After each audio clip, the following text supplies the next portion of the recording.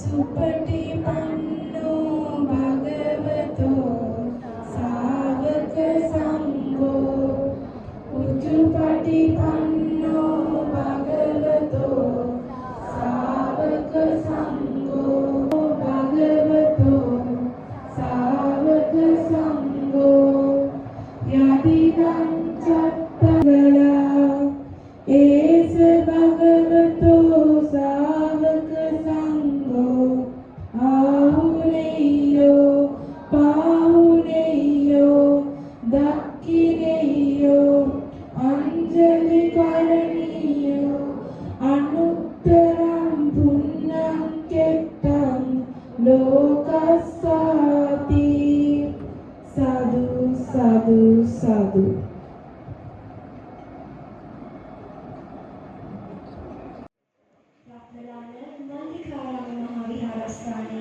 आदि कत्रुवर अब आचार्य उत्तम अग्र महापंडित यनिगम श्री ज्ञानरत्न महानायक माहिपानन वांसिये दैक्मान्वयामि वर्तमान विहाराधीश्वर अपर गुरुदेवोत्तम रणस्कले ज्ञानवीर लघुहामुदुरवन वांसिये अनुशासना तत्वेन दायक दायिका පින්වතුන් විසින් සංවිධානය කරන ලැබූ මෙවර කඨින ධර්ම දේශනා මාලාවේ දෙවන ධර්ම දේශනය අද දින මෙලෙසින් පැවැත්වීමට නියමිතයි.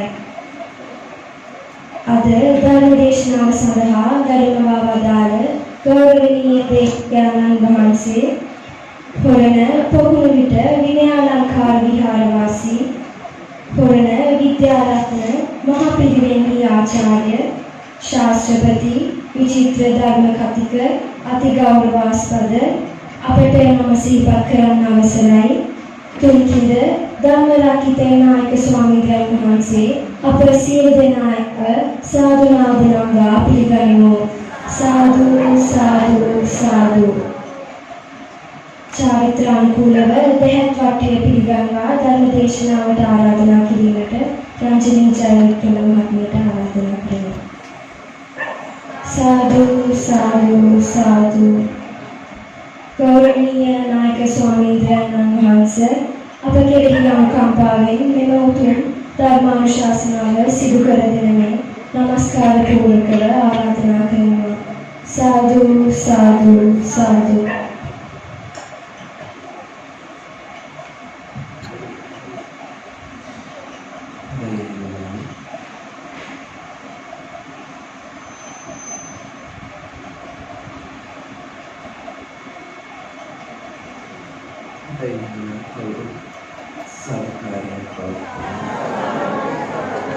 पंचशीलीय समागम सभा तुमतावत नमस्कारे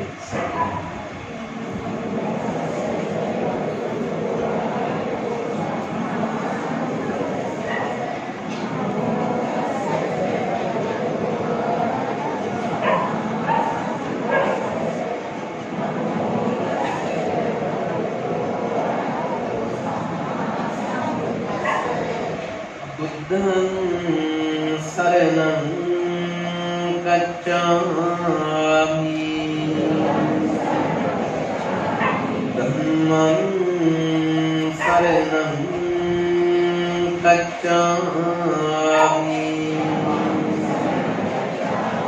संघं शरणं गच्छामि द्वितीयम्पि बुद्धं शरणं गच्छामि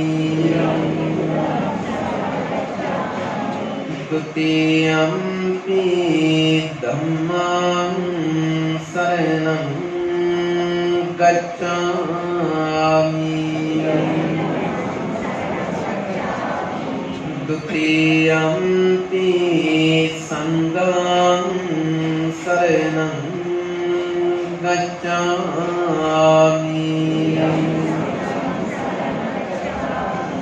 तृतीयम्पि बुद्धं शरणं गच्छामि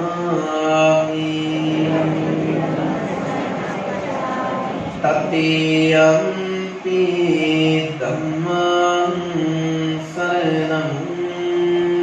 gacchami tatiyampi sangham saranam gacchami tisarana gamanam sampunnam panatipata peramani sikkhapadam samadhiyami adinādana peramani sikkhapadam samadhiyami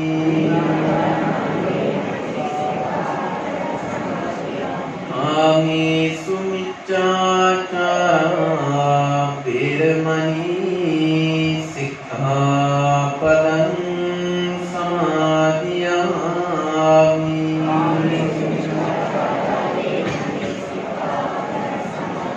musavada peramani sikkhapadam samadhiyami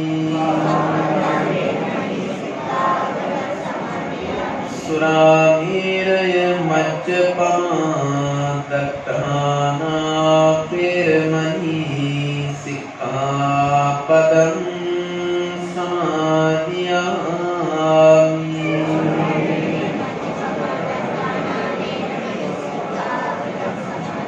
Tisaranena saddin panchaseelam dhammam sadukam surakkitam katva appamadena sampadet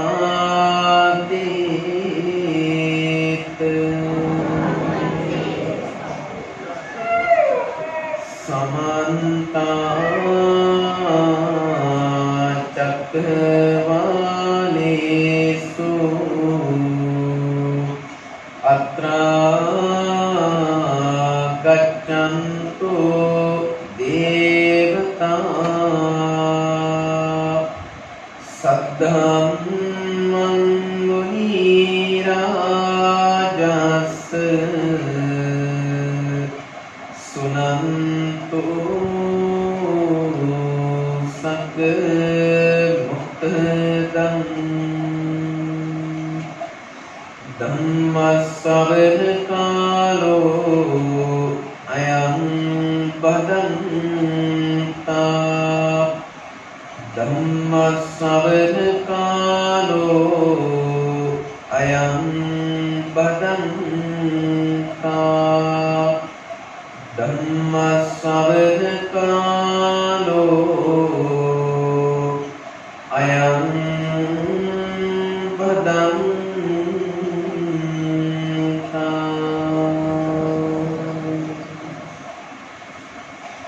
Namo tassa bhagavato arahato samma sambuddhassa Namo tassa bhagavato arahato samma sambuddhassa Namo tassa bhagavato arahato samma sambuddhassa adhicitta manuyuttena bhikkhave bhikkhuna panca nimittani manasikātabhāti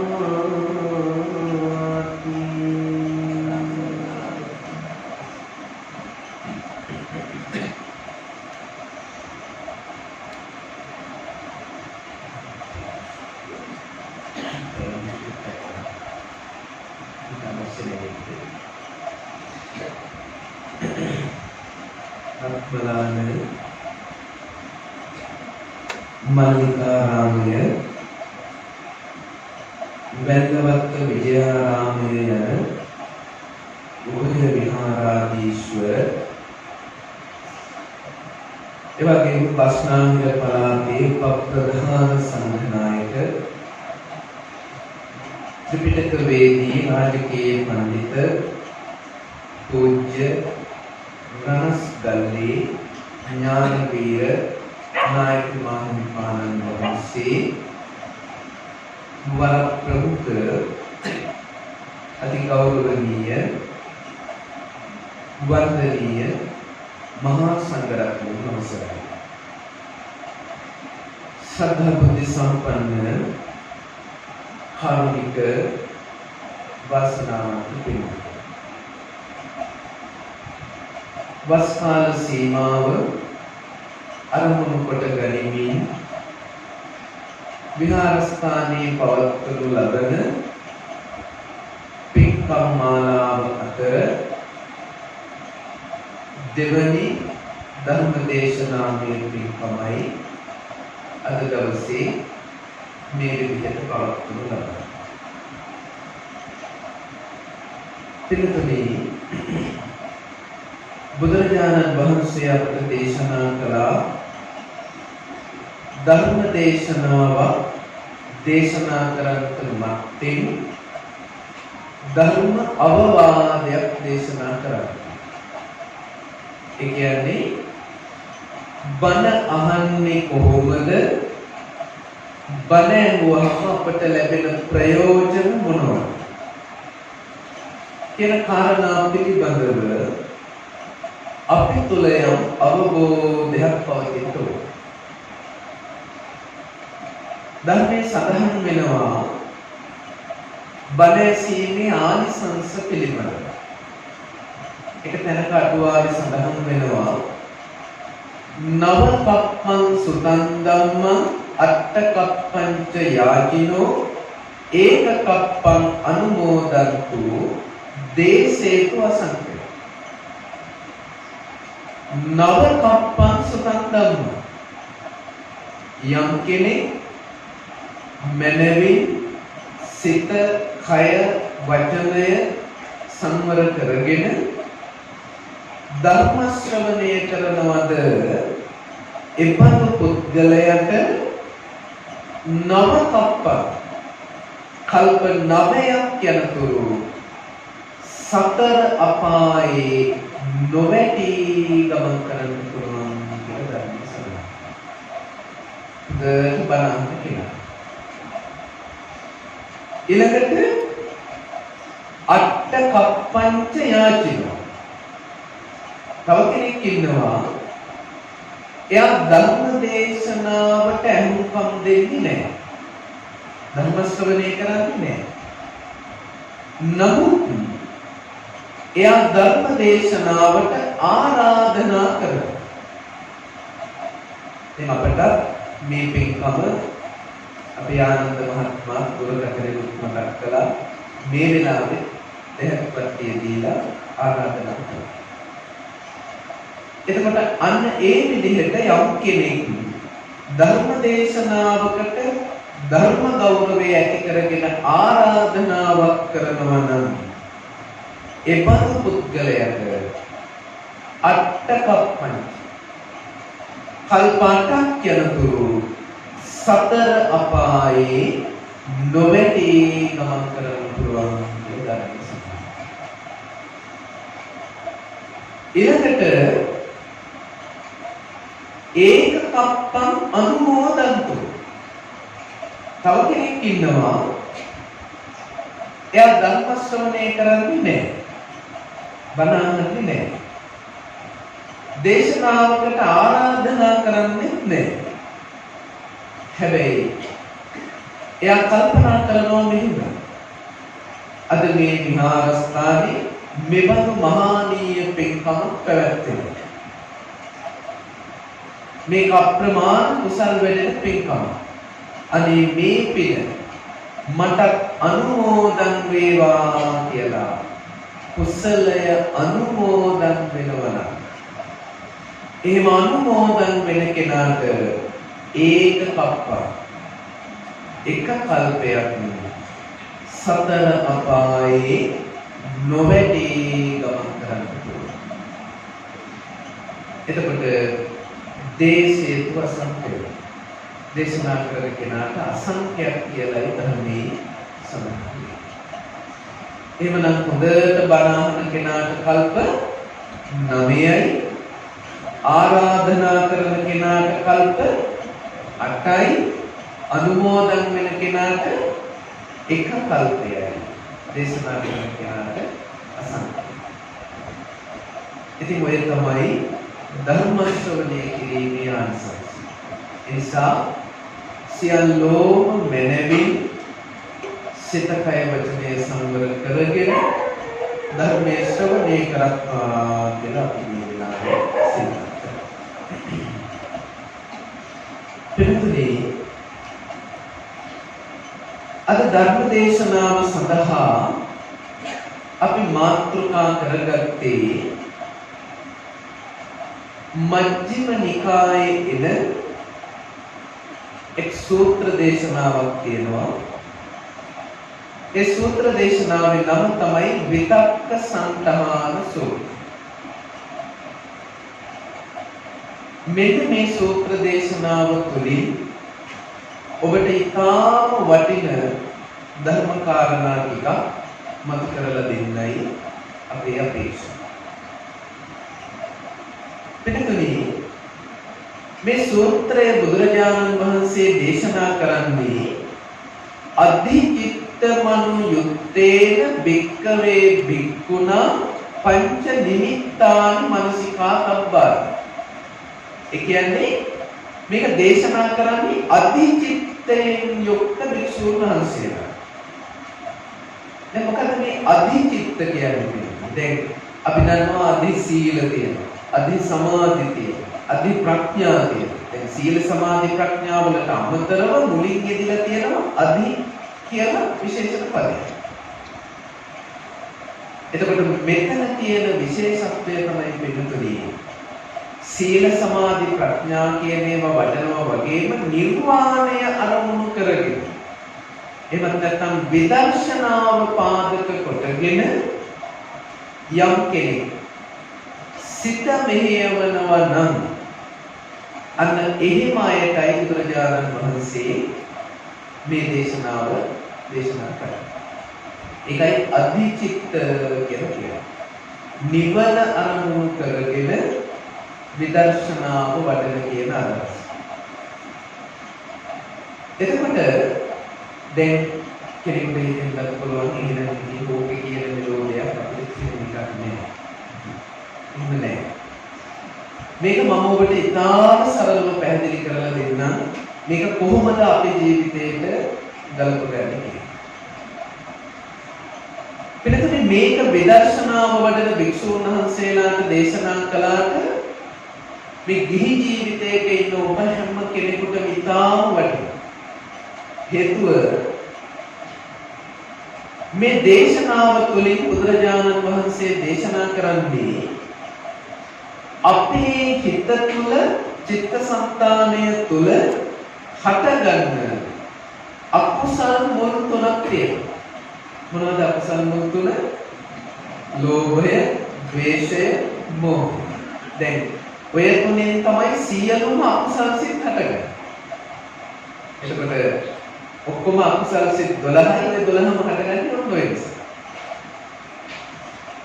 එහෙමනම් මෙන්න මේ ලෝභය, ද්වේෂය, මෝහය දුරු කරන්නේ කොහොමද කියලා බුදුරජාණන් වහන්සේ මේ දේශනාවෙන් පැහැදිලි කරා.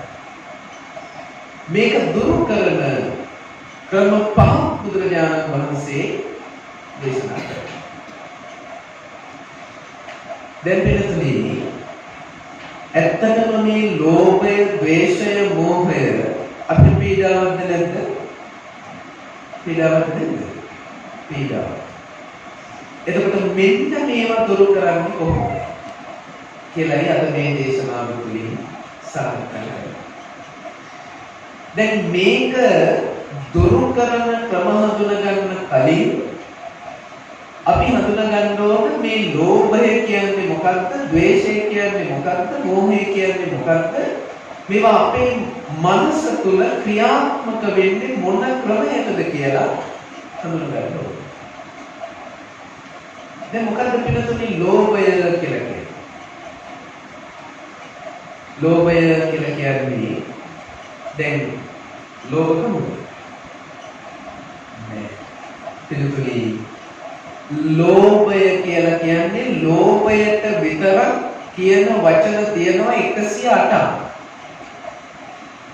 ලෝභය කියලා කියන්නේ ලෝභයට කියනවා ආදරය, ප්‍රේමය, තෘෂ්ණාව, ඕනකම, ආසාව, පෙරේතකම, විජුකම ඔය ඔක්කොම ලෝභය.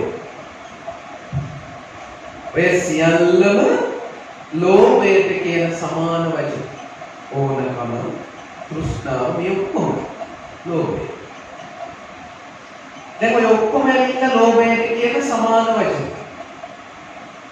එහෙනම් මොකද්ද ලෝභය කියන්නේ? ලෝභය කියලා පිළිතුරේ අභිධර්මයේ විග්‍රහ කරන්නේ අරමුණක ඇලෙන ස්වභාවය. යම් අරමුණක අපේ මනස ඇලෙනවා නම් අන්න ඒකට තමයි ලෝභය කියලා කියන්නේ. දැන් හිතන්න අම්මා දරුවට ආදරෙයි කියලා කියනකොට අම්මා දරුවා නැති අරමුණේ ඇවිල්ලාද නේද? එහෙනම් යම් අරමුණක ඇලෙන ස්වභාවයක් තියෙනවා නම් පිළිතුරේ අන්න ඒකට තමයි ලෝභය කියලා කියන්නේ. රාගය, ප්‍රේමය, තෘෂ්ණාව මේ ඔක්කොගෙම තියෙන එකම පොදු ලක්ෂණය තමයි අරමුණ වල ඇලෙනවා. දැන් මම කියනවා මෙතන මේ ඔරලෝසුවට මම හරි ආසයි කියලා. එතකොට මම මේ අරමුණේ ඇලිලාද නැද්ද? ඇලිලා. එහෙනම් පිළිතුරේ ලෝභය කියලා කියන්නේ හිතට මතක තියාගන්න අරමුණේ ඇලෙන ස්වභාවය. ඊළඟට දෙවෙනි අකුසල මූලය තමයි ද්වේෂය. එතකොට මොකක්ද පිළිතුරේ ද්වේෂය කියලා කියන්නේ? දැන් ද්වේෂයට කියන සමාන වචන අපි දන්නවා. මොනවද ද්වේෂය කියන්නේ? තරහව කියනවා, ක්‍රෝධය කියනවා, වෛරය කියනවා, උපනාමය කියනවා, බද්ධ වෛරය කියනවා. මේ ඔක්කොම ද්වේෂයට කියන සමාන වචන. එතකොට එහෙනම් ද්වේෂය කියලා කියන්නේ මොකක්ද? ද්වේෂය කියලා කියන්නේ පිළිතුරේ අරමුණට විරුද්ධ වෙන ස්වභාවය. ද්වේෂය කියලා කියන්නේ මොකක්ද? අරමුණට විරුද්ධ වෙන ස්වභාවය. එතකොට දැන් හිතන්න මෙතන මේ පෙන් කෝප්පයක් තියෙනවා. මේක මෙතන තියනවට මම කැමති නෑ.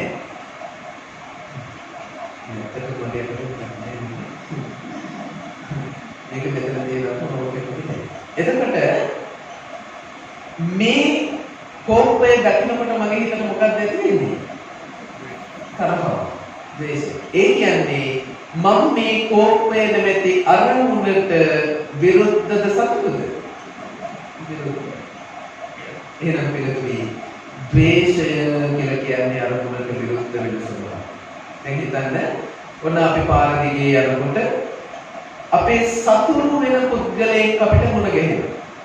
හතුරේ. දැක්කම මොකද කරන්නේ? කතා කරපොළ. අහක බලාගෙන බිම බලාගෙන දැක්කේ නෑ වගේ යනවා. එතකොට එහෙම යන්නේ අර සතුරු පුද්ගලයා නැමැති අරමුණට විරුද්ධ නිසාද සතුරු නිසාද? විරුද්ධ නිසා. එහෙනම් ද්වේෂය කියලා කියන්නේ පිටුතුනි අරමුණට විරුද්ධ වෙන ස්වභාවය. ලෝභය කියන්නේ අරමුණට ඇලෙන ස්වභාවය, ද්වේෂය කියලා කියන්නේ අරමුණට විරුද්ධ වෙන ස්වභාවය. ඊළඟට මෝහය කියලා කියන්නේ මොකක්ද? මෝහය කියලා කියන්නේ මුලාව කියනවා, මෝඩකම කියනවා, මේ දනුවනකම කියනවා. හැබැයි මේ ඔක්කොම මෝහයට කියන සමාන වචන. එහෙනම් මෝහය කියලා කියන්නේ පිළිතුරු සිත අඳුරු කරන ස්වභාවය. ඒ කියන්නේ යම් දෙයක තියෙන ඇත්ත ඇති සැටියෙන් අවබෝධ කරගන්න බැරි කම. සිත අඳුරු කරන. දැන් මෝහය අපේ හිතේ හටගන්නකොට තමයි අපේ හිතේ සිත් දෙකක් හටගන්නවා. ඒක තමයි උද්දච්ච සිත සහ විචිකිච්ඡා. විචිකිච්ඡාව කියන්නේ සැකය. දැන් මෝහය තියනවාද යම් තැනක එතන සැකය තමයි තියෙන්නේ. දැන් ඒක ලෞකික ජීවිතයට ගත්තත් ඒත් එහෙමයි.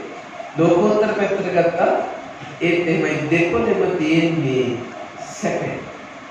ඒ කියන්නේ සිත අඳුරු කරන ස්වභාවය. යමක තියෙන ඇත්ත හඳුනගන්න බැහැ.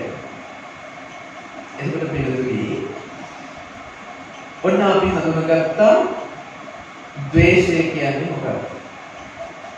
ඒ වගේම ලෝභය කියන්නේ මොකක්ද? ද්වේෂය කියන්නේ මොකක්ද? මෝහය කියන්නේ මොකක්ද?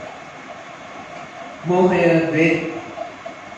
ලෝභය කියලා කියන්නේ අරමුණේ ඇලෙන ස්වභාවය, ද්වේෂය කියලා කියන්නේ අරමුණට විරුද්ධ වෙන ස්වභාවය, ඊළඟට මෝහය කියලා කියන්නේ සිත අඳුරු කරන ස්වභාවය. දැන් මෝහය ඇති වුණාම තමයි විවිධ ධර්ම කාරණා පිළිබඳව උනත් සැකයක් පහළ වෙන්න පටන් ගන්නවා. දැන් පහුගිය කාලේ තිබුණා නේද සිදුහත් කුමාරයා ඉදිච්ච ගමන් එළියට ගියාද නෙළුම් පිටුනද ඔය වගේ ප්‍රශ්න මතුවලා තිබුණා. එතකොට දැන් ඔතෙන්දී ඇත්තටම අපි විමසන්න ඕන සිදුහත් කුමාරයා ඉදිච්ච ගමන් ඇවිදගෙන ගියාද කියන එක නෙමෙයි. නෙළුම් පිටුනද කියන එක නෙමෙයි. අපි හිතන්න ඕන උන්වහන්සේ වගේ කෙනෙකුට ඇවිද ගන්න බැරි වුණොත් තමයි පුදුමයි. ඒ වගේ කෙනෙකුට මල් පිපුණු නැත්තම් තමයි පුදුම වෙන්න ඕන. මොකද මේ නිකම්ම මේ ලෝකෙට පහළ වෙච්ච කෙනෙක් නෙමෙයි.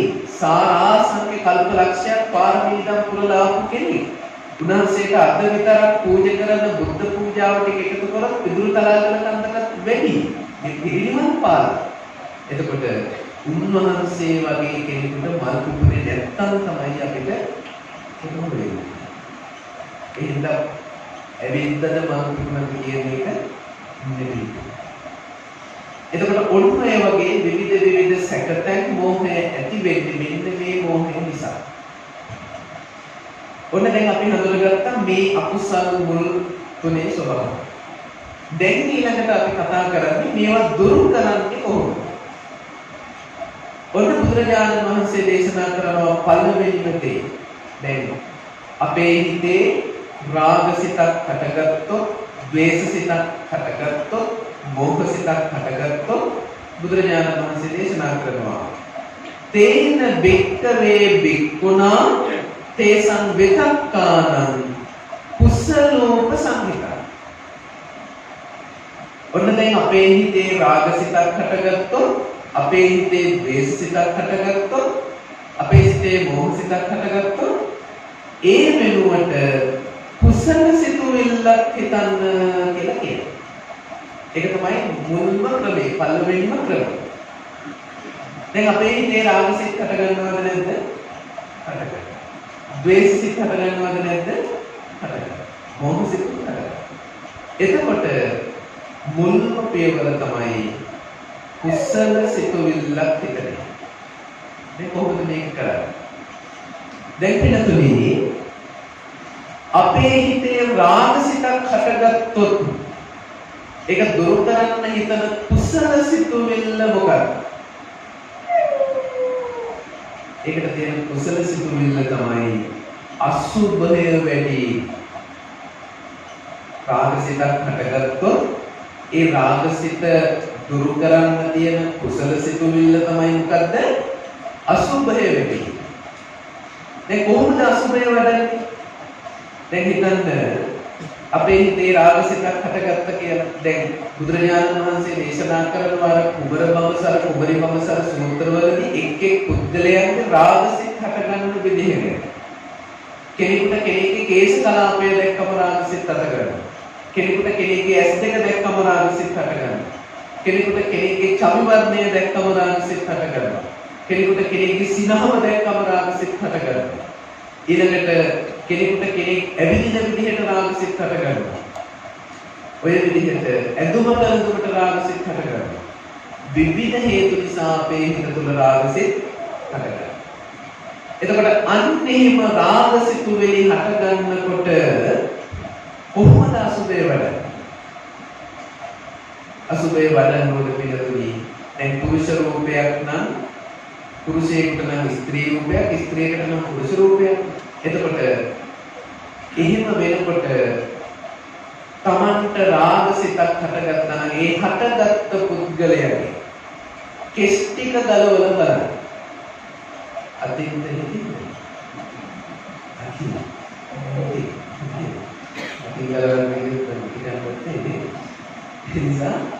අර ලස්සනයි කියලා රාගසිතක් හටගත්තා නම් කේශ කලාපෙට අර කෙස් ටික ගලවලා බලන්න. එතකොට රාගසිත හටගන්නවද? හටගන්නේ. කේශ කලාපයට නම් රාගසිත හටගත්තේ කෙස් ටික ගලවලා බලන්න.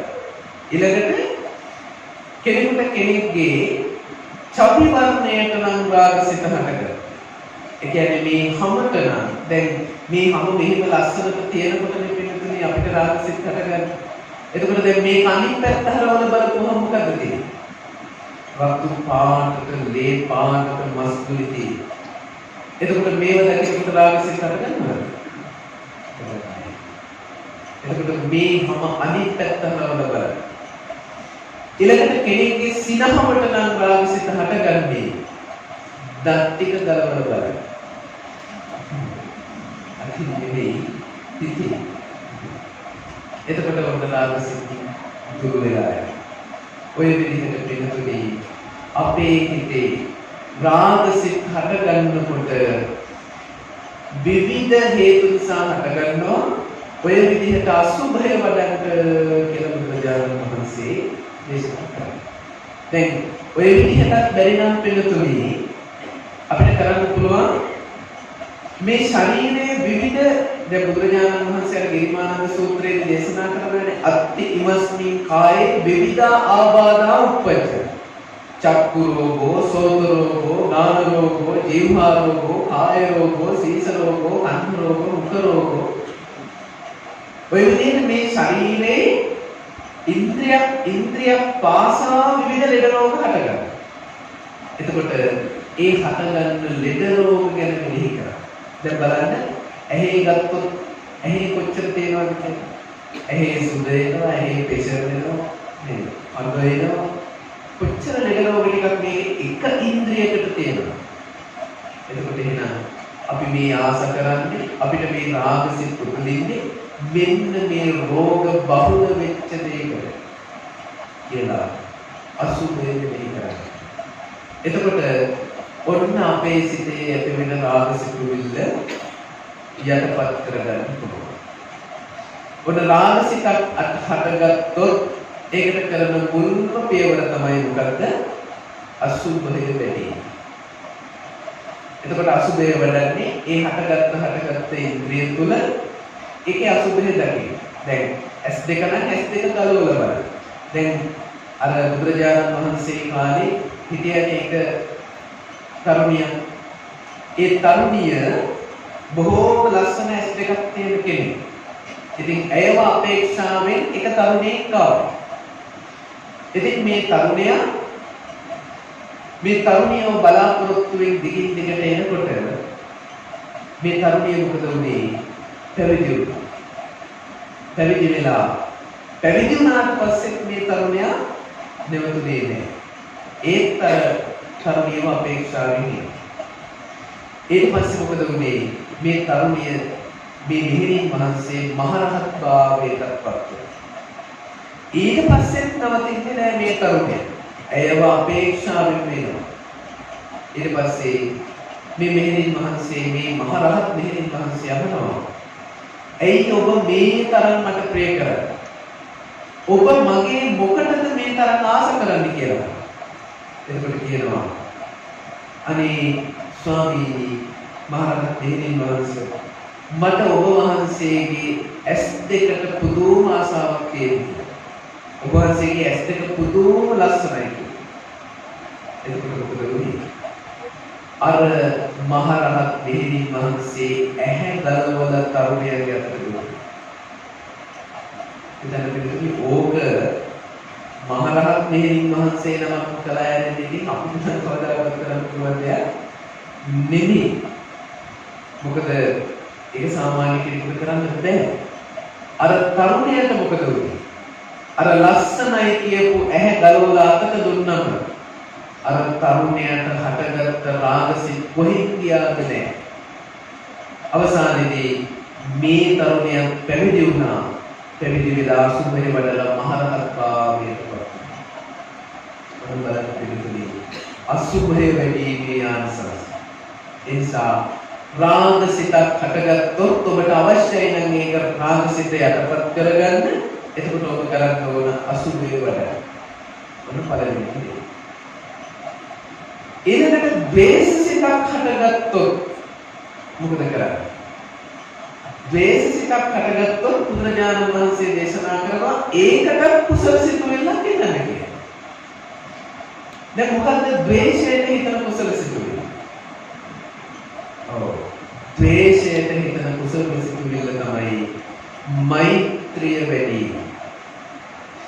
දැන් කොහොමද පිළිතුරු මෛත්‍රිය වඩන්නේ? දැන් හිතන්න අපිට බලින නිඳා කරන අපහාස කරන කෙනෙකුට ඔබට කිව්වොත් ඍජුවම මෛත්‍රිය වඩන්න කියලා පුළුවන් කරන්න.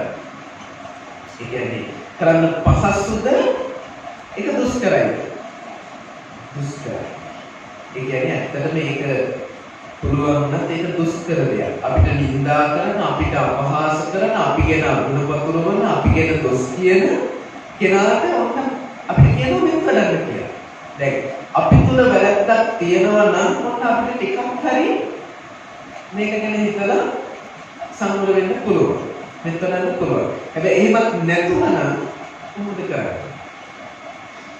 ඒකට මම ඔබට එක ක්‍රමයක් කියලා දෙන්නම්. හොඳට අහගන්න.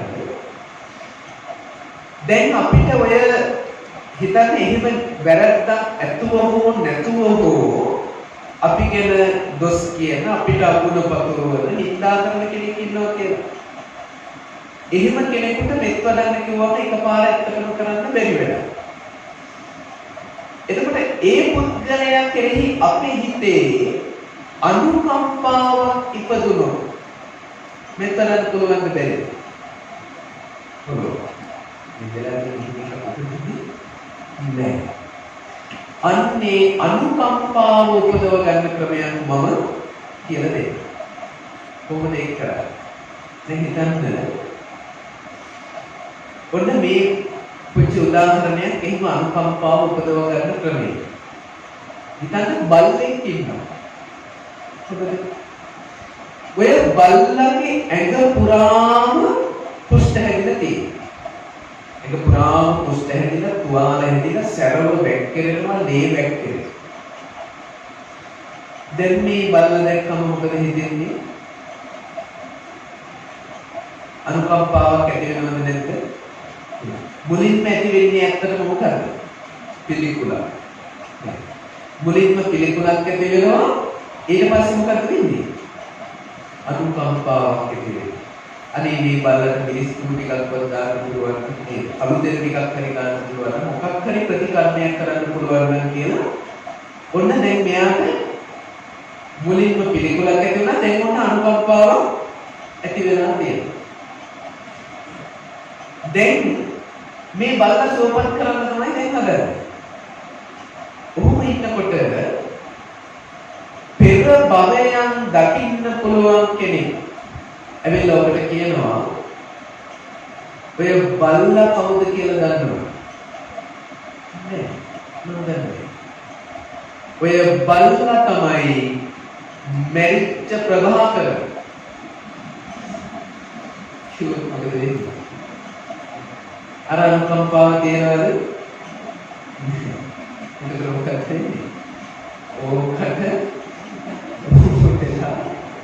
නේ ඔක තමයි හිතේ.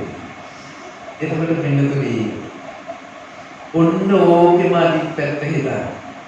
දැන් හිතන්න දැන් අපිට නිඳා කරන කෙනා අපිට අපහාස කරන කෙනා අපි ගැන අගුණපතුරවන කෙනා හිතන්න මේ විදිහට බැනලා මේ විදිහට නිඳා කරලා මේ විදිහට අපහාස කරලා අනේ මෙයා තිරිසන් අපායක ඉපදුනොත් පව් මෙයා പ്രേත ලෝකෙක ඉපදුනොත් පව් කියලා අපිට අනුකම්පා කරන්න බැරිද? ඒ කියන්නේ දැන් නිකරුණේ අපිට මෙහෙම නිඳා කරලා අපහාස කරලා අපි ගැන අගුණපතුරවන කෙනා මේ විදිහට මෙහෙම දොස් නගලා අනේ මෙයා තිරිසන් අපායක ඉපදුනොත් පව්. ඉතින් තිරිසන් සතෙක් වෙලා ඉපදුනොත් මොකද වෙන්නේ කියලා දැන් අර බල්ලා දැක්කම අපිට අනුකම්පාව ඇති වුණා. හැබැයි පෙර භවයේ පැත්ත දැක්කම එහෙම එකක් ඇති වෙන්නේ නැහැ. එතකොට හිතන්න මෙයා මෙහිම තැනක ඉපදුනොත් මොකද කරන්නේ? මෙහෙම මට නිඳා කරා. මෙහෙම මට අපහාස. මොකද දැන් අපිට යම් කෙනෙක් නිඳා අපහාස කරනකොට අපි ඊට ප්‍රතිවිරුද්ධව අදහස් කොට නගනකොට එයාගේ අර කෝපය, ද්වේෂය එන්නේ වැඩි වෙනවද නැද්ද? වැඩි වෙනවා. එතකොට එයා තව තවත් රැස් කරගන්න අකුසල ප්‍රමාණය වැඩි වෙනවා. ඒ නිසා හිතන්න අපිට යම් කෙනෙක් ද්වේෂ කරනවා නම්, ක්‍රෝධ කරනවා නම් ඒ කෙනාට මෛත්‍රිය වඩන්න අර විදිහට අනුකම්පාවක් උපදවන්න. හැබැයි මේ අනුකම්පාව බොහෝම පරිස්සමෙන් කරන්න ඕනේ දෙයක්. ඒ කියන්නේ දැන් අනේ මෙහෙම වුණොත් පව් කියලා හිතුවට කමන්නේ නැහැ. මෙහෙම වෙන්න කියලා හිතන්න යන්න එපා. ඔය මිනිහා මට කියන ඒවට කරන ඒවට ආයි තිරිසන් අපායට තමයි යයි. ප්‍රේත ලෝකෙම තමයි ඒකට නැත්නම්. එහෙම හිතුවොත් එහෙම අරානුකම්පාව අපිට බොහෝමකම්පාවක් වෙනවා. ඒකට එයායිදී අපිට යන්න වෙන්නේ. ඒ නිසා එහෙම හිතන්නේ නැතුව බොහොම පරිස්සමෙන් කරන්න ඕන. එහෙම වුණොත් පව් කියලා හිතලා අනුකම්පා කරන්න. මේ වගේ දුකකටපත් වුණොත් පව් කියලා අනුකම්පා කරන්න. එහෙම වෙන්න කියලා හිතන්න යන්න එපා. ඔන්න දැන් අපි හඳුනගත්තා රාගසිතක් හටගත්තොත් අපි මොකද කරන්නේ? අසුභය වඩනවා. ද්වේෂසිතක් හටගත්තොත් අපි මොකද කරන්නේ? මෛත්‍රිය වඩනවා. මෝහසිතක් හටගත්තොත් මොකද කරන්නේ? මෝහසිතක් හටගත්තොත් පිළිතුරේ ධර්මයේ සඳහන් වෙන්නේ හොඳට මේ ත්‍රිපිටක ධර්මයේ අධ්‍යයනය කරන්න. හොඳට මේ ධර්මයේ ඉගෙන ගන්න ඕන. මොහොතක් කියලා කියන්නේ මේ ධර්මයේ පිළිබඳව අපිට සැකතෙන් පහළ වෙනකොට ඒවා පහළ වෙන්නේ මේ ධර්මයේ තියෙන වරදක් හින්දා නෙමෙයි. මේවා අවබෝධ කරගන්න තියෙන දුෂ්කරකම නිසා. එතකොට අපි හිතන්න ඕන මේ විදිහට මේ මොහේ දුරු කරගන්න නම් හොඳට ත්‍රිපිටක ධර්මයේ ඉගෙන ගන්න ඕන. ඊළඟට සුදුසු කාලේ ධර්ම ශ්‍රවණය කරන්න ඕන. ඒ වගේම අහන ධර්ම කරුණු නුවණින් විමසන්න ඕන. ඒ විමසන කරුණු නැවත නැවත නුවණින් විමසන්න. මේවා කොටස් කරලා බෙදලා බලන්න ඕන. එහෙම කරනකොට ඔන්න අපේ හිතේ තියෙන මොහේ දුරු වෙනවා. ඊළඟට හොඳ ගුරුවරයෙක් ඇසුරු කරන්න ඕන කියලා ධර්මයේ සඳහන් වෙනවා. මොහේ දුරු කරනවා. ඔන්න දැන් අපි හඳුනගත්ත පළවෙනි ක්‍රමේ රාගසිතක්, ද්වේෂසිතක්, මොහසිතක් හටගත්තොත් ඒ වෙනුවට අපි කරන්නේ කුසල සිතුවිල්ලක් හිතන එක. දැන් ඒක හිතන්නේ කොහොමද කියලා ඔබ හඳුනගන්න. ඊළඟට අපි දේශ බුදුරජාණන් වහන්සේ දේශනා කරනවා මෙහෙම කරලා මේ රාගසිත, ද්වේෂසිත, මොහසිත දුරු වෙන්නේ නැත්තම් තේන බික්කවේ බික්කුණා තේසං විතක්කානං ආදීනවෝ මනසිකාතබ්බ. ඔන්න බුදුරජාණන් වහන්සේ දේශනා කරනවා දැන් රාගසිත, ද්වේෂසිත, මොහසිත කුසල සිතුවිල්ලක් හිතලත් නැති වෙන්නේ නැත්නම් ඒකේ ආදීනව මෙනෙහි කරන්න කියලා කියනවා. එතකොට මොනවද පිටුනේ ආදීන? දැන් ඇත්තටම රාගසිතක ආදීනවයක් තියනවද නැද්ද? රාගසිතක ආදීනවයක් තියෙනවද? නැහැ. ඇත්තටම රාගසිතක ආදීනවයක් නැහැ. රාගය කියන්නේ අකුසල චෛතසිකයක් තමයි. නමුත් එහෙම වුණාට රාගසිතක ආදීනවයක් නැහැ. හැබැයි ඔය රාගසිතට පුළුවන් ආදීනවයක් ඇති අකුසල කර්මයක් දක්වා පොළඹවනවා. ඒ කියන්නේ ඒ රාගසිතට පුළුවන් වෙනතුනේ රාගසිත දිගින් දිගට වර්ධනය වුණොත් කාමය වර්ධවා හැසිරීමේ අකුසල කර්මය දක්වා පොළඹවන්න පුළුවන්. හැබැයි කාමය වර්ධවා හැසිරෙන තැන ආදීනවය තියෙනවා. රාගසිතක නැහැ. රාගසිතක් ඇති වෙච්ච පමණින් කෙනෙක් කවදාවත් අපාගාමී වෙන තැනටපත් වෙන්නේ නැහැ. ඒක වරදක් නැහැ. එතකොට සෝවාන් වුණත් ඔය රාගසිත තියෙනවා. සෝවාන් වෙච්ච කෙනාට ද්වේෂයක් තියෙනවා. එතකොට සෝවාන් වෙච්ච කෙනාට රාගයක් තියෙනවා, ද්වේෂයක් තියෙනවා. හැබැයි ඒ තිබුණාට එයාට ද්වේෂය තිබුණාට වෛරය නැහැ. ඒකයි මේ වෙනස තියෙන්නේ. දැන් අපිට ද්වේෂයක් තියෙනවා, වෛරයක් තියෙනවා. එතකොට සෝවාන් වෙච්ච කෙනාට රාගය තියෙනවා, තිබුණාට එයා කවදාකවත් ඒක ඉක්මවා යන්නේ නැහැ. ඒ කියන්නේ කාමයේ වරදවා හැසිරෙන්නේ නැහැ. එතකොට අපිට ඒ බඳු ආරක්ෂාවක් නැහැ. එතකොට රාග සිත ආදීනවයක් නැහැ. ආදීනව තියෙන්නේ කාමයේ වරදවා හැසිරුණොත්. දැන් මොනවද ආදීනව? පිළිතුරේ මේ පිළිතුර අහලා තියෙනවනේ ආනන්ද හාමුදුරුවෝ. ඒ ආනන්ද හාමුදුරුවෝ පෙර භවයක උද සිටුවරයෙක් කියලා ඉඳලා එයාට පුදුමාන් තරම් ධනෙ වස්තුව තිබුණා. අවශ්‍ය පමණට හොඳ ධනෙ වස්තුව තිබුණා. මෙයා මොකද කළේ? මේ සියලු ධනෙ වස්තුව වියදම් කරලා පුදුමන් තරම් කාමයේ වරදවා හැසිරුණා. එතකොට මේකෙන් පුළුවන් තරම් ඔය අකුසල කර්ම කරගත්තා. ඊට පස්සේ මොකද මේ මරණයටපත් වෙලා ගිහිල්ලා පින්නතුනි ඉපදුනා නිරේ. ඊට පස්සේ එතනින් අත්මිදලා උප්පත්තිය ලැබුවා වඳුරෙක් වෙලා. වඳුරෙක් කියලා උප්පත්තිය ලැබලා එතනින් ශරීරයේ කොටසක් අයින් කරලා අකල් මරණයකටපත් වුණා. ඊට පස්සේ උප්පත්තිය ලැබුවා ගවයෙක් වෙලා. ගවයෙක් වෙලා උප්පත්තිය ලැබලා ඒ භවයේ ශරීරයේ කොටසක් අයින් කරලා අකල් මරණයකටපත් වුණා. ඊට පස්සේ උප්පත්තිය ලැබුවා පුරුෂක් නොවන ස්ත්‍රී නොවන භවයේ නපුංසක පුද්ගලයෙක් හැටියට උප්පත්තිය ලැබුවා. එතකොට උන්වහන්සේ බලන්න පිළිතුරු ඒ බඳු භවයන් වල උප්පත්තිය ලබන්න හේතු වෙන ප්‍රධාන සාධකයක් තමයි කාමයේ වර්ධවා හැසිරීම. එතකොට ඊට පස්සේ එතනින්වත් මිදුන්නේ ඊට පස්සේ මෙයා ස්ත්‍රියක් වෙලා උප්පත්තිය ලැබුවා. එහෙම උප්පත්තිය ලැබලා කවදාකවත් විවාහ ජීවිතේ සාර්ථක වුණේ නැහැ. කිසිම ස්වාමියෙක්ට මුණ ගැහුනේ නැහැ. හම්බ වෙන කෙනා මෙයාව දාලා. ඊට පස්සේ ඔන්න පුරුෂ භවයේ උප්පත්තිය ලැබලා ඊට පස්සේ තමයි මේ දුකින් අත් මිදුනේ. එතකොට බලන්න කාමයේ වරදවා හැසිරීමේ ආදීනවයක් තමයි කෙනෙක් පුරුෂක් නොවන ස්ත්‍රීක් නොවන භවයක උපදින්නත් පුළුවන්. ඒ වගේම විවාහ ජීවිතයක් සාර්ථක නොවන තැනටපත් වෙන්න පුළුවන්. ඒක මොකද මේ රැස් කරන්නේ ඒ වගේම දෙයක් නේ. එතකොට ඒකේ විපාකයක් ඒ විදිහටම ලැබෙනවා. ඉතින් ඒ නිසා හැබැයි රාග සිතක ආදීනවයක් නෙවෙයි ඔය තියෙන්නේ. ඔය ආදීනවේදී කාමයේ වරදවා හැසිරීම තුල. හැබැයි ඔය කාමයේ වරදවා හැසිරෙන අකුසල කර්මයට පොළඹවන්නේ අර රාගසිත. ඒ රාගසිත අපිට පුළුවන් නම් ඒ වෙලාවෙම නැති කරන්න ඒකේ ආදීනව මෙනෙහි කරලා අපිට පුළුවන් නම් ඒ වෙලාවෙම ඒක යටපත් කරලා දාන්න. එහෙනම් ඒ බඳු අකුසල කර්මයක් අත්වලින් රැස් වෙන්නේ නැහැ. ඔන්න දැන් අපි හඳුනගත්තා රාගසිතක ආදී. ඊළඟට දැන් බුදුරජාණන් වහන්සේ දේශනා කරන රාගයේත් ආදීනව මෙනෙහි කරන්න කියනවා. ඊළඟට ද්වේෂයේත් ආදීනව මෙනෙහි කරන්න. දැන් මොනවද පිළිතුරු ද්වේෂයේ තියෙන ආදී? පිළිතුරු නිතර ද්වේෂ කරන කෙනාට තියෙනවා ආදීනව පහ. මොනවද ආදීනව පහ? පළවෙනි එක තමයි එයා අප්‍රිය පුද්ගලයෙක් බවට පත් වෙනවා.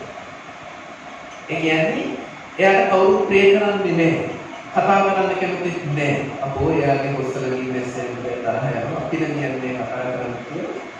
එයා විතාම ඉක්මනට අප්‍රිය කරනවා. එයාට ප්‍රේමනාප වෙන්නේ නැහැ. ඊළඟට දෙවෙනි ආදීනවේ තමයි විතර ද්වේෂ කරන කෙනාට කල්යාණ මිත්‍රයෝ නැතුව යනවා. ඒ කියන්නේ යහපත් මිත්‍රයෝ තමයි නැතුව යන්නේ. අයහපත් අය හැබැයි එකතු වෙන්න පුළුවන් දෙයිද? පුළුවන්. මොකද ඒගොල්ලන්ට ඉතින් පොඩ්ඩක් තරහ කියන කමන්නේ ඉන්න අපිට සලකනවනේ කියලා ලාභ කීර්ති අපේක්ෂාවෙන් ඉන්න පුළුවන්කම තියෙනවා. ඒ වුණාට හැබෑවටම මිත්‍රත්වයේ කරන ඇසුරු කිරීම නෙමෙයි.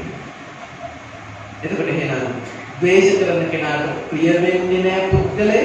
ඒ වගේම ද්වේෂ කරන කෙනාට කල්යාණ මිත්‍රයෝ නැතුව යනවා. ඊළඟට පිළිතුරේ නිතර ද්වේෂ කරන කෙනාට ලැබෙන තුන්වෙනි ආදීනවය තමයි එයා අපරාධකාරයෙක් වෙන්න තියෙන ඉඩකඩ වැඩි වෙනවා. ඒ කියන්නේ ඔහු තුලින් බරපතල අපරාධයක් වෙන්න තියෙන ඉඩකඩ වැඩි. දැන් බලන්න අද ඔය හිරගෙවල් වල ඉන්න හිරකරුවෝ ඇත්තටම මිනිමරු නෙමෙයි. ඒගොල්ලන්ට අතට අහු වෙච්ච එකකින් හිතට ආපු තරහට අතට අහු වෙච්ච එකකින් ගහලා දැම්මා. අර මිනිස්සයාගේ කර්මයට මේ මිනිස්සයා බැලුණා.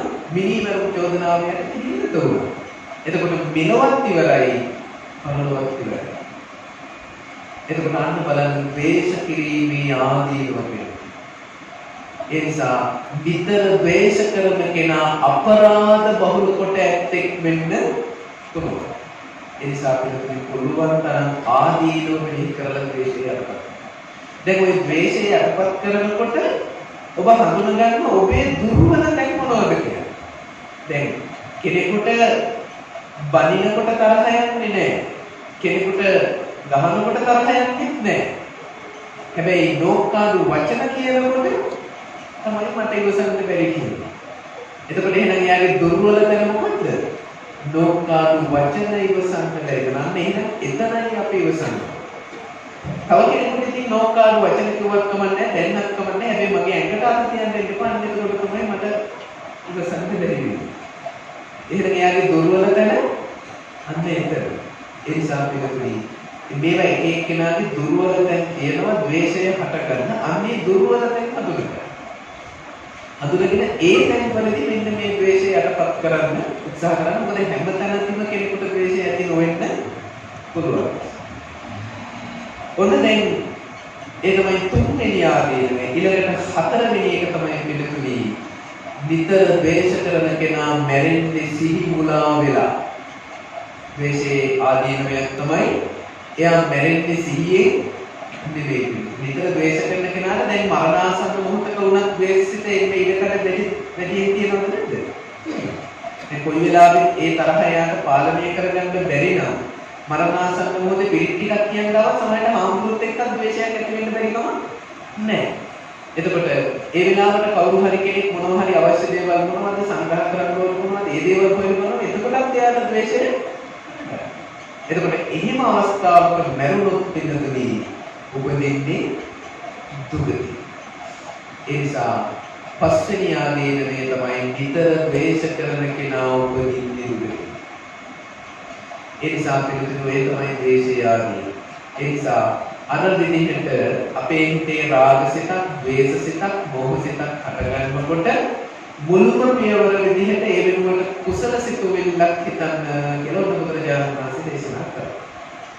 එතකොට කුසල සිතුවිල්ලක් හිතලා හරියන්නේ නැත්නම් ඊළඟට මොකද්ද කරන්න ඕන? ආදීනව මෙනෙහි කරන්න. රාගසිතේ ආදීනව මෙනෙහි කරන්න. ද්වේෂසිතේ ආදීනව මෙනෙහි කරන්න.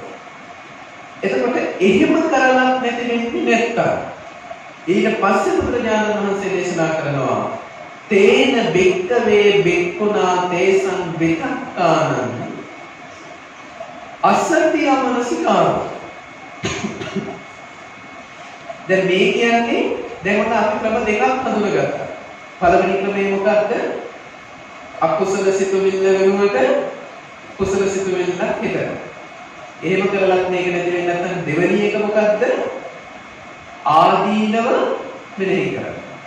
ආදීනව මෙනෙහි කරලත් මේක නැති වෙන්නේ නැත්නම් බුදුරජාණන් වහන්සේ දේශනා කරනවා තුන්වෙනි ක්‍රමයේ හැටියට තේන බික්කවේ බික්කුණා තේසං විතක්කාරං අසතිය මනසිකාර. ඒ කියන්නේ මොකොත් නොහිත වෙනත් වැඩක නිරත වෙන්න කියලා කියනවා. ආයි ඒක හිතන්න එපා. දැන් අපි දැන් මේක නැති කරන්න කියලා අකුසල සිතුවිල්ල වෙනුවට කුසල සිතුවිල්ලක් හිතනවා ඒත් නැති වෙන්නේ මෛත්‍රිය හිතනවා මෛත්‍රිය වඩනවා ඒත් නැති වෙන්නේ ආදීනව මෙහි කරනවා ඒත් මේකමයි එන්නේ එතකොට වද බුදුහාමුදුරු දේශනා කරනවා ආයි ඒක ගැන හිතන්න යන්න එපා එතකොට කියන්නේ මොකක්ද වෙන තරමක සිත පිටවල ඒ කියන්නේ වෙන කුසල ආරමුණක සිත පිටවන්න කියලා කියන තමන් වෙන කැමති දේ දැන් ඔන්න හොඳට තරහ කියපු වෙලාවකට කොස්සක් වගේ අරගෙන අත්දාන්න ගත්තොත් එහෙම ඉඳලා විසක් වගේ යනවා නේද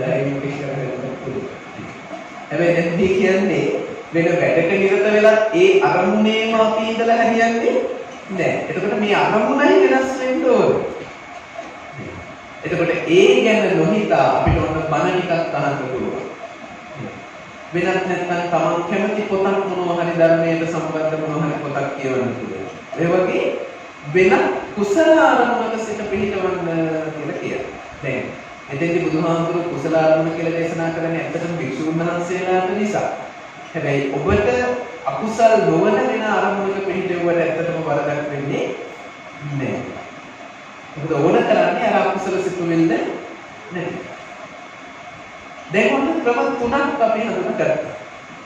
පළවෙනි එක තමයි මොකද්ද? අකුසල සිතුවිල්ල වෙනුවට කුසල සිතුවිල්ලක් හිත. දෙවෙනි එක තමයි ආදීනව මෙනෙහි කරන. රාගේ, ද්වේෂේ, මෝහේ, තාදීනව මෙනෙහි කරන.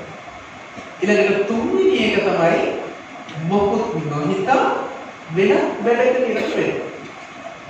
ඊළඟට ඔන්න පිටතදී හතරවෙනි. මොකද්ද? තේන වික්කවේ වික්ඛුනා තේසං විතක්කානං විතක්ක සංතාන මනසිකාතබ්බ. ඔන්න බුදුරජාණන් වහන්සේ දේශනා කරනවා හතරවෙනි ක්‍රමේ අර ක්‍රම තුනෙන්ම මේක නැති වෙන්නේ නැත්තම් මෙන්න මේ රාගසිතුවිල්ල, ද්වේෂසිතුවිල්ල, මෝහසිතුවිල්ල හටගත්ත මූලය මොකද්ද කියලා හොයන්නේ. මේකේ හේතුව මොකද්ද කියලා හොයන්නේ. ඒ කියන්නේ දැන් හිතන්න ඔන්න අපිට ද්වේෂ සිතක් හට ගන්නවා කියලා හිතන්න. ඒකට අපි මෛත්‍රිය වැඩුවා ඒත් හරියන්නේ නැහැ. ඊළඟට ද්වේෂයේ ආදීනවත් මෙනෙහි කළා ඒත් හරියන්නේ නැහැ. ඊළඟට වෙනත් අරමුණක සිත පිළිදෙවා ඒත් හරියන්නේ නැහැ. එතකොට බුදුහාමුදුරු දේශනා කරන්නේ ඒකක්වත් හරියන්නේ නැත්නම් මේකේ මූලය හොයන්න කියලා. ඇයි මේ තරම් ද්වේෂ සිතක් හටගන්න හේතුව මොකක්ද කියලා. දැන් බලන්න පිළිතුරු සමහර ප්‍රශ්නවල අපි විශාල ගැටලු අර්බුද බවට පත්වෙච්ච දේවල් වල මූලය හොයාගෙන යනකොට මොකද තියෙන්නේ? බොහෝම කුංචි දෙයක්. දැන් සමහර වෙලාවට දෙන්නදි මහලු රණ්ඩු වෙලා ගෙවල් වල ප්‍රශ්න ඇති වෙලා බඩු මුට්ටු පොඩි කරගෙන ගෙවල් වලින් යන්නත් ගිහිල්ලා අවසානයේදී ඔකේ මූලය හොයාගෙන යනකොට තියෙන්නේ බොහෝම කුංචි දෙයක්. සමහර වෙලට ඒක බැල්මක් වුණක් වෙන්න පුළුවන්. සමහරට ඒක වචනයක් එහා මෙහා වෙච්ච දෙයක් වෙන්න පුළුවන්. එතකොට ඒ කුංචි දේ නිසා මේක විශාල දෙයක් බවට පත් කරගන්නවා. දැන් අපේ මනසේ හැටි එහෙමනේ.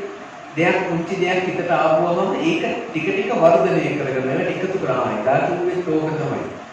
ඒක තමයි එහෙනම් මේ එදා සිද්ධ වෙච්ච දේත් එහෙනම් මේකත් එක්කම වෙච්ච දෙයක් කියලා. ඔන්න ඒකට තව දේවල් එකට එකතු කරගෙන මහා ගැටලුවක් බවට අපි පත් කරගන්නවා. එතකොට පිටුදී නමුත් මූලය හොයාගෙන යනකොට තියෙන්නේ බොහෝ කුංචි දෙයක්.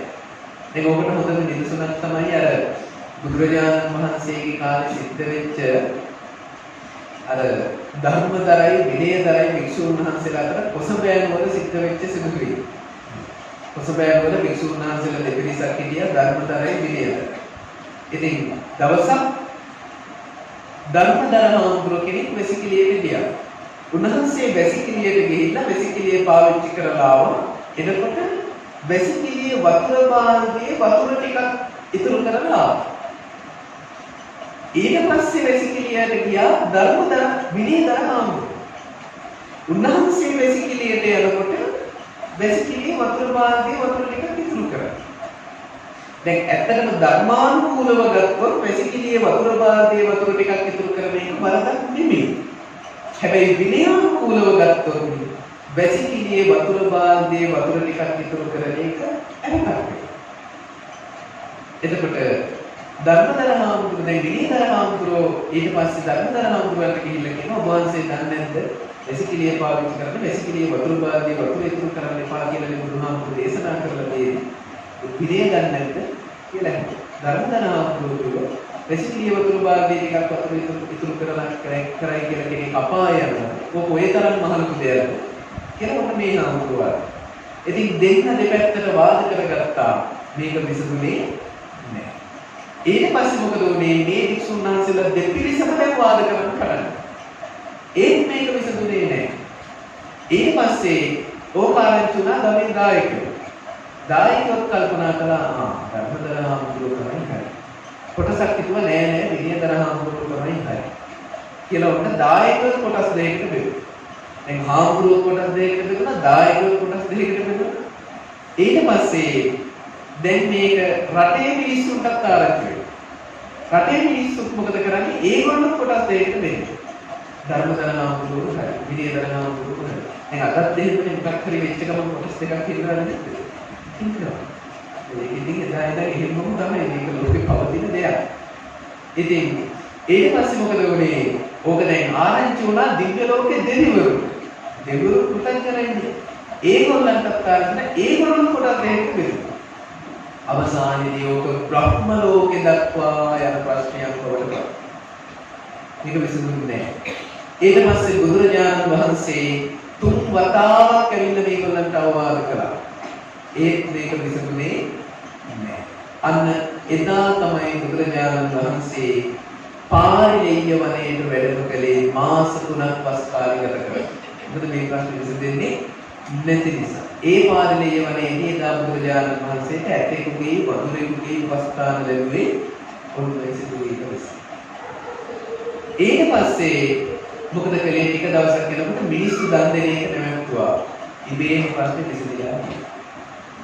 එතකොට දැන් පින්නතුනි බලන්න ඔය තරම් බරපතල ප්‍රශ්නයක් බවට පත් වෙන්න බ්‍රහ්ම ලෝකේ දක්වා මේ ප්‍රශ්නේ යන්න මේකේ මූලය මොකක්ද? වැසිකිළියේ වතුර බාල්දියේ වතුර ටිකක් ඉතුරු වෙච්ච එක. එතකොට එනම් බලන්න අපේ ජීවිතේ ඔය වගේ ප්‍රශ්න තියෙනවද නැද්ද? තියෙනවා. සමහර ප්‍රශ්න හොයාගෙන යනකොට බොහෝ සරල දේවල්. පන්සල් වල ප්‍රශ්න තියෙනවා, ආයතන වල ප්‍රශ්න තියෙනවා. මේ ඔක්කොගෙම මූලය හොයනකොට බොහෝ කුංචි දෙයක් තමයි තියෙන්නේ. එතකොට මේක තමයි මහා ආරම්භයක් බවට ඒ නිසායි බුදුරජාණන් වහන්සේ දේශනා කරන්නේ මූලය හොයන්න. දැන් පහුගිය කාලේ අපේ පන්සලේ ඔය වගේ සිද්ධියක් වුණා. ඉතින් අපේ පන්සලේ තියෙන ඇලිටිය ඇවිත්යෝ වෙන්නේ එක්කෙනෙකුට කම් ගහන්නේ අනිත් එක්කෙනාට කතා කරන්නේ. ඉතින් දැන් උදේ ඉන්නකොට එක්කෙනෙක් කනට ගහලා අනිත් එක්කෙනා කොස්සෙන් ගන්නවා. ඉතින් දැන් මහා ප්‍රශ්නයක්. ඊට පස්සේ මේක දැන් නායක හාමුදුරුවෝ ගාවට ගිහිල්ලා දැන් මේක විසඳෙන්නේ නැහැ. ඊට පස්සේ එක්කෙනෙක් අවසානයේදී පන්සලෙන් යන්නත් ගිහින්. ඊට පස්සේ දැන් අපි බැලුවා කල්පනා කරලා මේකේ මූලය මොකක්ද කියලා. මොකක්ද මේකේ හේතුව කියලා. හොයාගෙන යනකොට මූලය තමයි දානෙට ගෙනාවු කෙසෙල් ගෙඩියකට තමයි එක වෙලාවයි. දැන් මෙයා කලින් දවසේ ඉතුරු වෙච්ච කෙසෙල් ගෙඩියක් අරගෙන ආරයට දෙන්නතු මෙයා ඊළඟ දවසේ කෙසෙල් දෙකක් අරගෙන ඉතින් උණු ප්‍රශ්නයක් තමයි දුර දිගට ගිහිල්ලා. ඉතින් ඔය වගේ අපේ ජීවිතවල තියෙන අපිට බොහෝ කුංචි කාරණා මූලය හොයනකොට බොහෝ කුංචි දෙයක් තියෙනවා. ඒ නිසා ඔබට ගැටලුවක් හටගත්තොත් රාගසිතක් හටගත්තොත් ඒ රාගසිතේ මූලය හොයන්න. එයි මේක මෙහෙම හිතලා බලන්න මට මේ රාගසිත ඇති වෙලා තියෙන්නේ මේ දොරවල් 9කින් ජරාව වැగిරෙන දෙයකට තමයි මේ රාගසිතක් ඇති වෙලා තියෙන්නේ. මේ විනාශ වෙලා යන දෙයකටයි මට මේ රාගසිතක් ඇති වෙලා තියෙන්නේ. මට මේ ද්වේෂසිතක් ඇති වෙලා තියෙන්නේ මේ කුංචි දෙයකට. මේක මේ තරම් දුරදිග ගෙනියන දෙයක් නෙමෙයි කියලා මූලය හොයන්න. ඔන්න දැන් අපි හඳුනාගත්ත ක්‍රම 4. ඊළඟට පස්වෙනි ක්‍රම මොකද්ද? තේන බික්කවේ බික්කුණා තේසං විතක්කානං දන්ත බිදන්ත මාදාය ජීවාය තාලු ආහයි. ඔන්න පස්වෙනි ක්‍රම. හොඳට මතක තියාගන්න දැන් අර ක්‍රම හතරෙන්ම බැරි නම් මේකට යන්න. මොකද්ද පස්වෙනි ක්‍රමේ? තේන වික්කමේ බික්ුණා තේසං විතක්කාන දන්ත බෙදන්ත මාදාය ජීවාය තාලු ආහත්. දැන් පින්නතුනි අපේ මේ දිව තියෙනවනේ. දිව කල්ලට තද කරගන්න. දත් ඇඳ දෙක තියෙනවනේ. ඔය දත් ඇඳ දෙක එකට තියාගන්න. දිව තල්ලට තද කරගෙන දත් ඇඳ දෙක එකට තියාගෙන එයි මට මෙහෙම රාගසිතක් හටගත්තා. එයි මට මෙහෙම ද්වේෂසිතක් හටගත්තා. එයි මට මෙහෙම මෝහසිතක් හටගත්තා කියලා අර රාගසිත, ද්වේෂසිත, මෝහසිත මඩින්න කියලා බුදුජානක වහන්සේ දේශනා කරා. එතකොට දැන් ඒක කරන්න ඕනේ අර ක්‍රම ටිකෙන් නැති වෙන්නේ නැත්නම්. එතකොට දැන් මේක දැන් බුදුහාමුදුරුවෝ මේ දේශනා කරන්නේ දිව තල්ලට තද කරගෙන දත්තන ටික එකට තියාගෙන අර රාගසිත, ද්වේෂසිත මඩින්න කියලා කියනවා. එතකොට ඒකට උපමාවක් බුදුහාමුදුරුවෝ දේශනා කරනවා. මහණෙනි හරියට දුර්වල පුරුෂේ බොහොම ශක්තිමත් කෙනෙක් දුර්වලයෙක්ව අල්ලගෙන එයාගේ කන් වලින් අදිනවා, පොඩිත්තනවා, කකුලින් අදිනවා, කෙස් වලින් අදිනවා. අර දුර්වලයව බලවන්තයා පෙළන්නේ යම්සේද අර රාගසිත, ද්වේෂසිත, මෝහසිත මඩින්න කියලා බුදුරජාණන් වහන්සේ දේශනා කරා. ඔය තමයි පස්වෙනි. එංගෙනෙකුට ඉගෙන ගන්න ඔයකට ඔක්කොම ඕනේ පස්සේ ඉගෙන කෙලින්ම තියාගෙන ඉවරයි. ඉන්නේ ඉවරයි බැටිං එක කරගෙන ආපහු නිසා පස්වෙනි එකට යන්න ඕන වෙන එකක් නෑ. පළවෙනි, දෙවෙනි, තුන්වෙනි ක්‍රම වලින් ඔබ පුළුවන් දෙයි. ඒ නිසා දැන් අපි නැවතත් ඔය ක්‍රම ටික මතක් කරගනිමු. අවසාන වශයෙන් ඔන්න අපිට අපි හඳුනගත්ත රාගය කියන්නේ මොකක්ද කියලා, අපි හඳුනගත්ත ද්වේෂය කියන්නේ මොකක්ද කියලා, අපි හඳුනගත්ත මෝහය කියන්නේ මොකක්ද කියලා. ඊළඟට දැන් මේවා නැති කරන පළවෙනි ක්‍රමය තමයි රාගසිත වෙනුවට කුසල සිතුවිල්ල, ද්වේෂසිත වෙනුවට කුසල සිතුවිල්ල, මෝහසිත වෙනුවට කුසල සිතුවිල්ල. රාගය වෙනුවට නම් අසුභය වඩනවා, ද්වේෂය වෙනුවට නම් මෛත්‍රිය වඩනවා. මෝහය වෙනුවට තියෙන්නේ අපිට හොඳට මේ ධර්මයේ ඉගෙන ගන්න. ඊළඟට දෙවෙනි ක්‍රමය තමයි ආදීනව මෙනෙහි කරන්නේ. රාගසිතේ, ද්වේෂසිතේ ආදීනව. ඉතින් මේ කාල වේලාවේ හැටියටයි ඔබට මේ ආදීනව සිහිපත් කළේ තව කියන්න පුළුවන්. එතකොට ඔන්න ඔය විදිහට ආදීනව මෙනෙහි කරනවා. ඊළඟට තුන්වෙනි ක්‍රමය තමයි මොකක්ද? අසත්‍ය මනසකරි කියන්නේ මොකුත් නොහිත. ඒ ගැන ආයෙ හිතන්නේ නැහැ. අර රාගසිත යටපත් කරද්දී ද්වේෂසිත යටපත් කරන්නේ ඒ ගැන මොකුත් හිතන්නේ නැහැ. වෙනත් තරමකට සිත පිහිටවනවා. ඊළඟට හතරවෙනි එක තමයි මේකේ මූලය හොයනවා. ඇයි මට මෙහෙම රාගසිතක් හටගන්නේ? මේකේ හේතුව මොකක්ද? ඇයි මට මෙහෙම ද්වේෂයක් හටගන්නේ? මේකේ හේතුව මොකක්ද? එහෙනම් මේක බොහොම කුංචි දෙයක් කියලා ඔන්න මූලය හොයනවා. පස්වෙනි එක තමයි අහදියතරවට කරගෙන දැක්කේ තියාගන්න කරන්නේ. ඉතින් ඔය තමයි අකුසල සිතුවිලි, අකුසල මූලයන් දුරු කරන පහ. ඒ නිසා දැන් පැයක් පමණ කාලයක් රෙඩි කාලයක් ධර්ම ශ්‍රවණය කළා. ඉතින් මේ ධර්ම දේශනාව මේ කුසලයේ හේතු කොටගෙන අපි හැම දිනාගම සිත් තුළ හටගන්න මේ ලෝභ, ද්වේෂ, රාග, ද්වේෂ, මෝහ නැමැති අකුසල ධර්මයන් යටපත් කරලා අලෝභ, අද්වේෂ, මෝහ ආදී කුසල මූලයන් වර්ධනය කරලා උතුම් ධර්මාවබෝධය ලබලා සංසාර දුකින් නිදහස් වෙන්න උතුම් චතුරාර්ය සත්‍ය ධර්මයම අවබෝධ කරගන්න මේ උතුම් ධර්ම දේශනාවේ කුසලය ඒකාන්තයෙන් හේතු වේවා වේවා වේවා කියලා අපි සියලු දෙවියන්ට පුණ්‍යානුමෝදනා කරමු.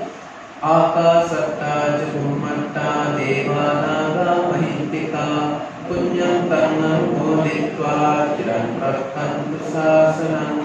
ආකාසත්තා ච බුම්මත්තා දේවා නාග මහිත්‍තිකා පුඤ්ඤං කම්මං තන්තු දේශනං. ආකාසත්තා ච බුම්මත්තා දේවා නාග මහිත්‍තිකා පුඤ්ඤං කම්මං මොදිत्वा චිරං රක්ඛන්තු ත්වං සදා. හැමදෙනා හිතාමින් ධර්ම ශ්‍රවණය කළා. මේ ධර්ම ශ්‍රවණය කිරීමෙන් රැස් කරගත්තා වූ සියලු පින් අපි සියලු දෙවියන්ට අනුමෝදන් කරමු. සියලු දෙවියෝ මේ පින් සතුට සිතින් අනුමෝදන් වෙත්වා. මේ භූමියට අධිග්‍රහිතව වැඩ ඉන්න දෙවියෝ, අපේ ඉෂ්ඨකාමී යහපත කැමති සියලු දෙවියෝ මේ සියලු පින් සතුට සිතින් අනුමෝදන් වෙත්වා. අනුමෝදන් වේ අපමණා කොට ආරක්ෂා කරත්වා. කරන කටයුතු සාර්ථක කරත්වා කියලා සාදුකාරයක් දෙවියෝට ප්‍රාර්ථනීය බෝධියකින් උතුම් නිවනින් සැනසෙත්වා කියලා සාදුකාරයක්. ඒ වගේම කත්මලාන මල්ලිකාරාමයේ, වැල්ලවත්ත විජයාරාමයේ යන උභය විහාරාදීශ්වර බස්නාහිර පළාතේ උප ප්‍රධාන සංඝනායක ත්‍රිපිටක වේදී රාජකීය පඬිතු අතිපූජ්‍ය රණස්ගල්ලේ ඥාන වීර නායක මාහිමිපාණන් වහන්සේ වර ප්‍රමුඛ විහාරස්ථානයේ වැඩ සිටින සියලුම ගෞරවනීය මහා සංඝරත්නයේ මේ උතුම් පින්කම ආශිර්වාදයෙන් වේවා. උන්වහන්සේලාට නිදුක් නිරෝගී දීර්ඝායුෂ සැලසේවා. තව චිරාත් කාලයක් සුවසේ ගුණධර්ම වඩමින් සංසාර දුකින් නිදහස් වෙන්න මේ උත්තම කුසල් හේතු වේවා කියලා සාදුකාරයක්.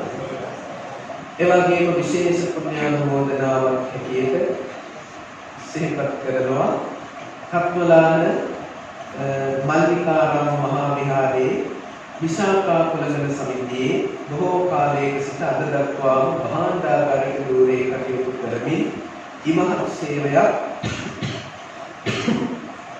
විහාරස්ථානයේ වෙනුවෙන් සිදු කරන ලද පියුමා පෙරේරා, සෝමසිරි පෙරේරා මහත්මියට එතුමිය මේ ඔක්තෝබර් මාස 24 වෙනි සිකුරාදා දින මේ අභාවක් ප්‍රාප්ත වෙලා තියෙනවා. ඉතින් ඊයේ දිනේ ඉතින් ඇයට පුණ්‍යානුමෝදනා කරන්නත් අපේක්ෂා කරනවා.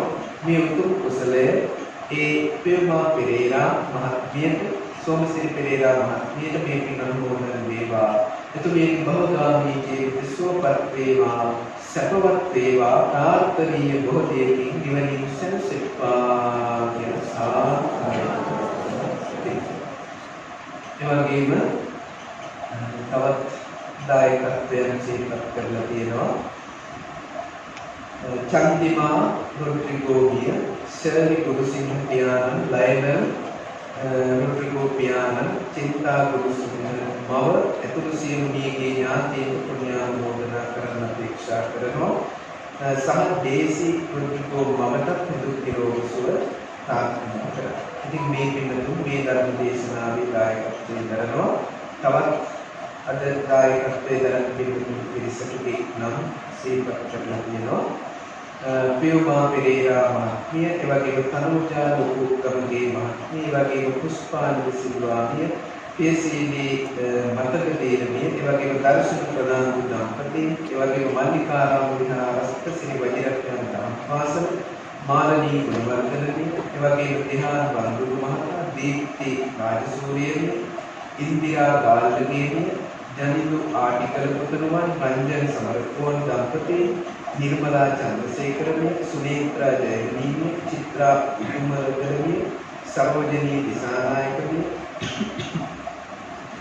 दयनिता जयसूर्यनी, सात जयदुर्ग दंपति, खाल्द सिल्वा दंपति, एवगेम मनुष्य देवी, वज्र जयरत्न महता, एवगेम कुशलांति पनामि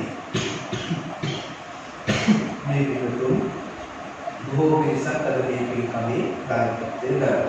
ඉතින් මේ දායකත්වයෙන් දරන පින්වත් හැම දිනාගේම සියලු යහපත් ප්‍රාර්ථනාවන් සමෘද්ධිමත් වේවා.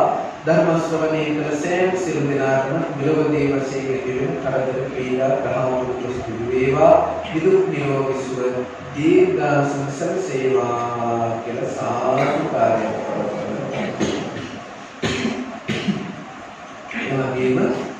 මේ උත්තර කුසලය අපි හැම දිනාටම සංසාර දුකින් නිදහස් විශේෂයෙන් මේ පරලෝකීය ඥාතීන්ට මේ හැම කෙනෙකුගේම අපි හැම කෙනෙකුගේම මියගිය සියලුම ඥාතීන් ප්‍රේමා පෙරේරා මහත්මියතුළු සියලු ඥාතීන්ට මේ පින් අනුමෝදන් වේවා. ඔවුන්ගේ භවගාමී ජීවිත සුවපත් වේවා, සැපවත් වේවා කියලා සාදුකාරයක් කරනවා. මේ උත්තර කුසලය අපට ඒකාන්තයෙන් උතුම් නිවන් පිණිසම හේතු වේවා කියලා සාදු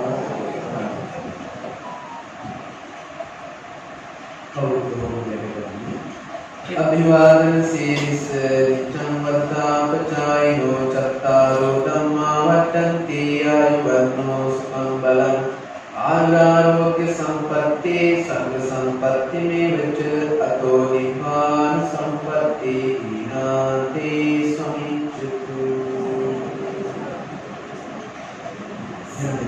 साधु साधु सीलवन्तं गुणवन्तं पुण्यं अनुत्तरं दुर्लभेन मया लब्धं तस्सितुं वन्दितुं वरं सारिपुत्रादि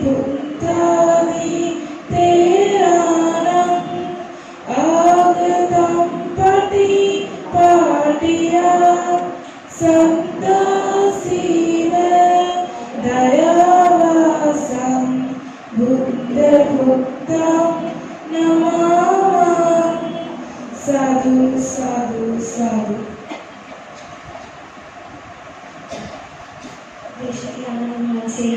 अष्ट परिष्कार पूजा किरीमට සිරි වජිරඥාන දහම් පාසලේ වජිරාරූප සිංහ ගුණනායකට ආරාධනා කර සිටිනවා.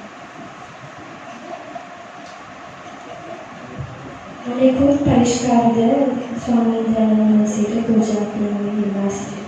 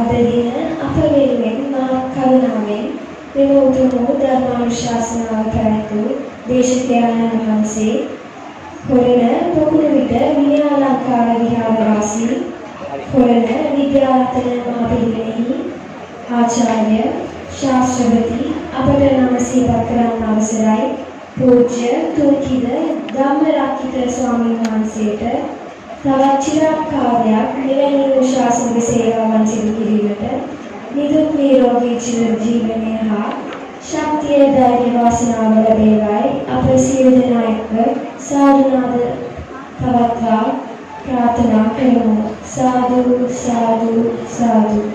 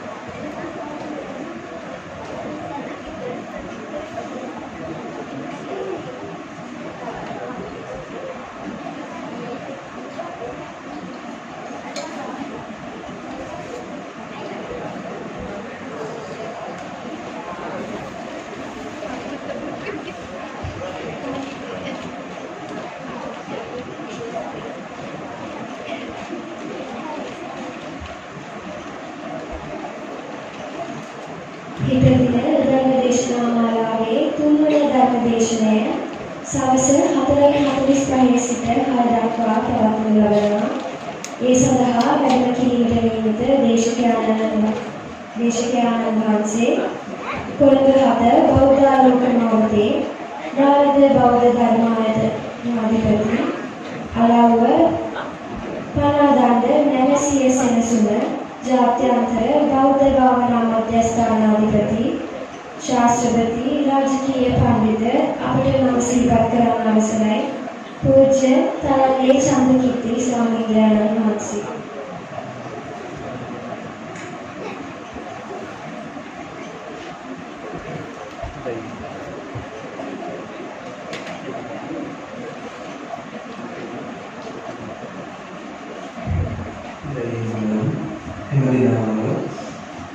අවසාන වශයෙන් අපි පුණ්‍යානුමෝදනා කරමු.